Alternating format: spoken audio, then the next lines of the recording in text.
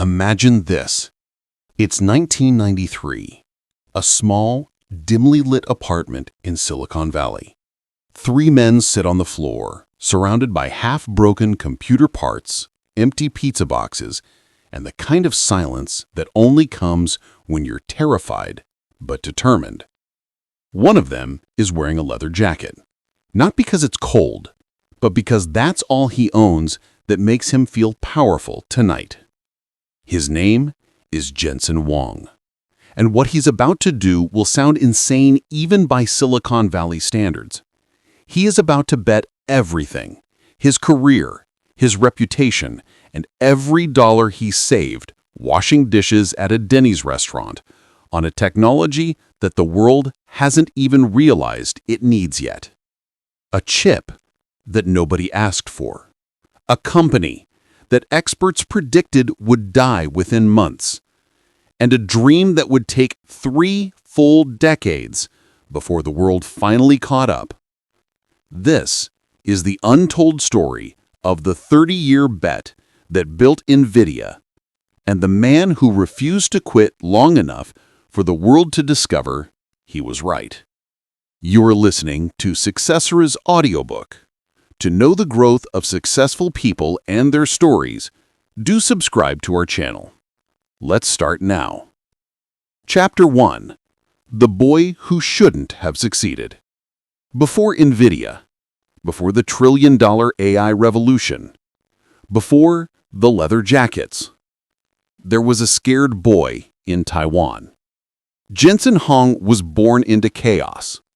Military conflict, political unrest. Schools in Taiwan were harsh, too harsh. At just 9 years old, Jensen was sent to a reform boarding school where boys were punished for the smallest mistakes. Years later, he would say quietly, "I never want another kid to feel that fear." That fear would become his engine. His family eventually moved to the United States, but they didn't land in the Silicon Valley you imagine. They landed in Kentucky, a place where Jensen was one of the only Asian kids in the entire town. He didn't speak the language. He didn't understand the culture. He was bullied so badly that he forced himself to become stronger. He started cleaning toilets and washing dishes at a Denny's restaurant. He saved every dollar, and he studied like survival depended on it. Because, in a way, it did. Chapter 2. The Vision No One Believed In. Fast forward to 1993. Jensen is working at a semiconductor company. He's talented. He's respected. He's safe. But safe never changes the world. One night, Jensen invites two friends, Chris Malachowski and Curtis Prim, to Denny's. Yes, the same Denny's where he had once washed dishes. Over coffee and scrambled eggs, he says one sentence that would alter the future of technology. Graphics chips will change the world. The table goes silent. Why? Because in 1993, graphics chips were considered toys, something for video games, something for hobbyists, something small. But Jensen saw something else. He believed graphics chips, GPUs, could do what CPUs never could. Think in parallel, process millions of operations at once, mirror the way the human brain works. In short, he believed GPUs could someday power artificial intelligence. But in 1993, this idea sounded like science fiction. Investors laughed. Competitors ignored him. Even computer scientists couldn't understand what he meant. But Jensen didn't need the world to believe him. He needed just 2 people. His 2 friends said yes. And Nvidia was born. Without money, without customers, without a clear product, but with a founder willing to bet 30 years of his life on a future only he could see. Chapter 3. The near death of Nvidia. The early Nvidia wasn't the powerful empire you know today. It was a tiny room, second-hand desks, 3 founders who often slept in the office, and a bank account that could barely pay rent. They built their first chip, NV1. They believed it would revolutionize 3D graphics. The world disagreed. Customers hated it. Developers refused to support it. The chip failed so badly that Nvidia was weeks away from shutting down. One investor told Jensen, "This company is dead. Move on." Another said, "Sell your IP. Save what little you can." Jensen didn't blink. He looked at his team, tired, discouraged, terrified, and said, "We're doing it again. A clean restart. If we fail with no excuses." And everyone followed him. Because that was Jensen's real superpower. People believed in him, even when they didn't believe in the company. Chapter 4. The Rebirth, Riva 128. With almost no time and very little money, the team built a new chip, Riva 128. If NV1 was a disaster, Riva 128 was redemption. It was fast, cheap, powerful.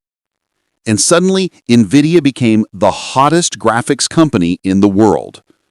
They went from near death to having so many orders they could barely keep up. But while the world celebrated, Jensen wasn't satisfied. He wasn't in this for video games. He wasn't in this for graphics. He wanted GPUs to power something far bigger. He wanted to teach machines to think. Chapter 5. The Decision That Changed Everything. In the early 2000s, Nvidia was stable, successful, profitable, which meant it was at risk, because success makes you comfortable. Comfort makes you slow. Leaders at Nvidia suggested focusing only on gaming. It was safe. It was profitable. It was predictable.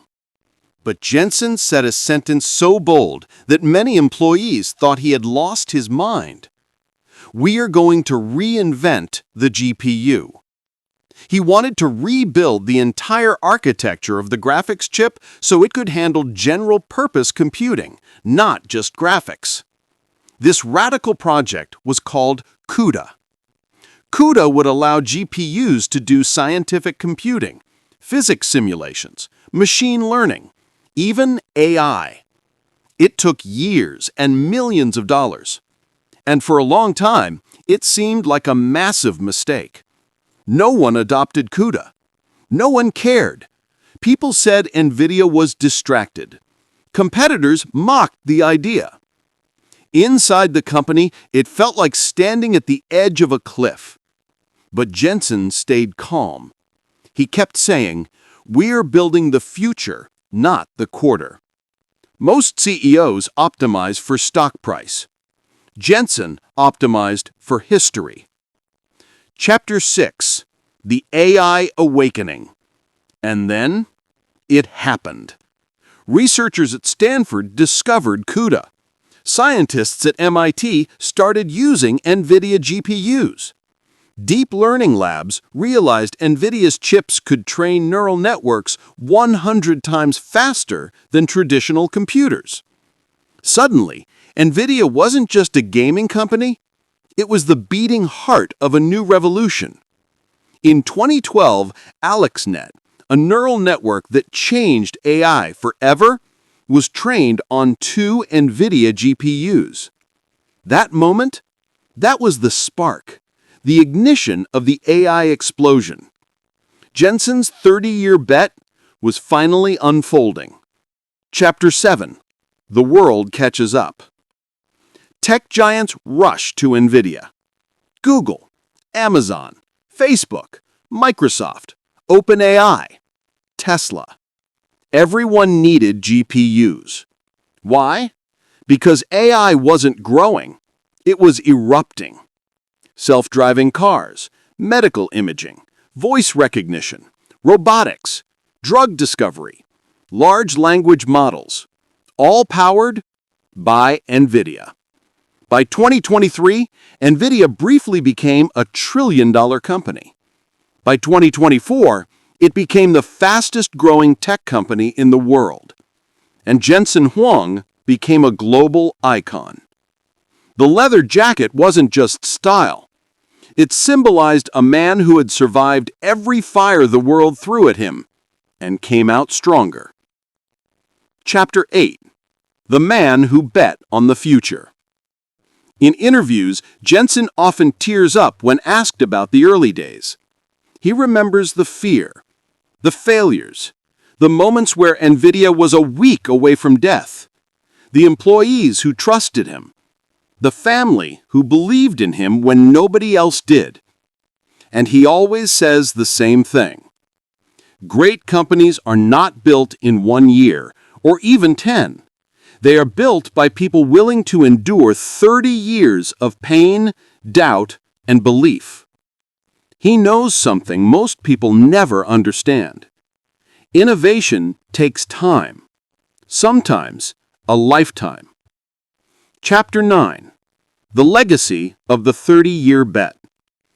Today, when you hear AI, when you see robots learning, when you watch self-driving cars, when you use ChatGPT, when you see breakthroughs in science, you are watching Jensen Huang's 30-year bet pay off. Not because he was lucky, not because he was genius, but because he outlasted everyone else. Most companies die because they stop believing. Jensen never did. Every year, every setback, every near-death moment brought Nvidia closer to the future only he could see. Chapter 10. The Lesson for the World. When people ask Jensen, "What's your secret?" he smiles, because there is no secret. Only this: bet big, bet early, bet on something the world doesn't understand yet, and never stop until they finally do. Closing narration, audiobook tone. So the next time you hear someone say, "It's too risky," "It will take too long," "No one is doing that," "What if you fail?" remember the boy who washed dishes at Denny's. Remember the company that almost died.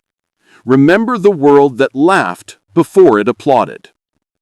Remember this simple truth: the future belongs to those who start building it long before anyone else believes in it. This was the 30-year bet that built Nvidia, and it's still only the beginning. If you learned something from this audiobook, please like the video and subscribe to our channel. Thanks for watching.